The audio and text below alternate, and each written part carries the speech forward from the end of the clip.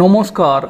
তাহলে আরজি করের এই নারকীয় ঘটনা তৃণমূলের অনেক প্রভাবশালী নেতা, মন্ত্রী, বিধায়ক, সাংসদেরা একসাথে পরিকল্পিতভাবেই কি ঘটিয়েছে?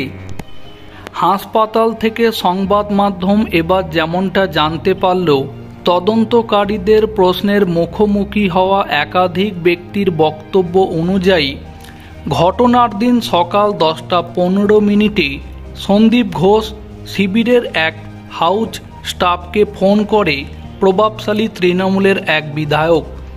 সেই সময় শিয়ালদহ স্টেশনে ছিলেন ওই হাউস স্টাফ। কলেজের চেস্ট মেডিসিন বিভাগের এক চিকিৎসক ছাত্রী ধর্ষণ এবং খুন হয়েছে।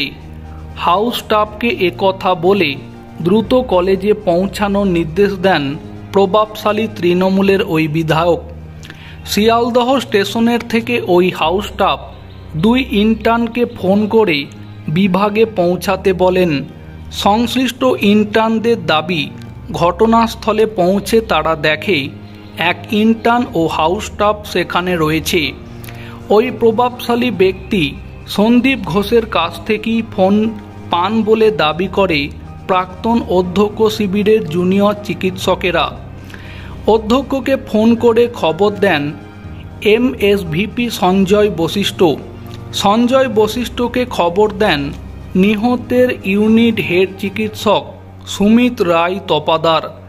বিভাগে পৌঁছে অধ্যক্ষকে ফোন করেন এক ঘনিষ্ঠ ইন্টার্ন।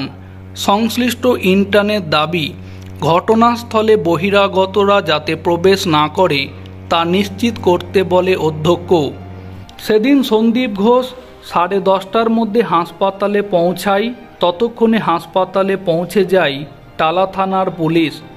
আন্দোলনকারী এক চিকিৎসক জানায়, আমরা শুনেছিলাম অনেকেই এসেছিলেন সেদিন সেমিনার রুমে, কিন্তু প্রশ্ন, কেন এসেছিলেন? এটাই সবার একসাথে লড়া উচিত। কেন এত লুকোচুরি? নির্যাতিতা তরুণী চিকিৎসকের মা এই ঘটনা প্রসঙ্গে জানাতে গিয়ে আবারও জানান, আমরা বাড়িতে থাকতেই বিষয়টা বুঝতে পেরে গিয়েছিলাম, ওরা কিছু চেপে দিতে চাইছে। আমরা যখন গাড়িতে ছিলাম তখনই ওদের গলার টোনে বুঝেছিলাম। নির্যাতিতা তরুণী চিকিৎসকের বাবা জানান, কাউকে একটা মৃত্যু সংবাদ দেওয়ার আগে যে ধরনের গলার স্বর থাকে, ওদের স্বরেতেই সেটা বোঝা গিয়েছে। কেনই বা ময়নাতদন্তের পরে দায়ের করা হয়েছিল ইউডি কেস, সে বিষয়েও উত্তর খুঁজে চলেছে সুপ্রিম কোর্টও।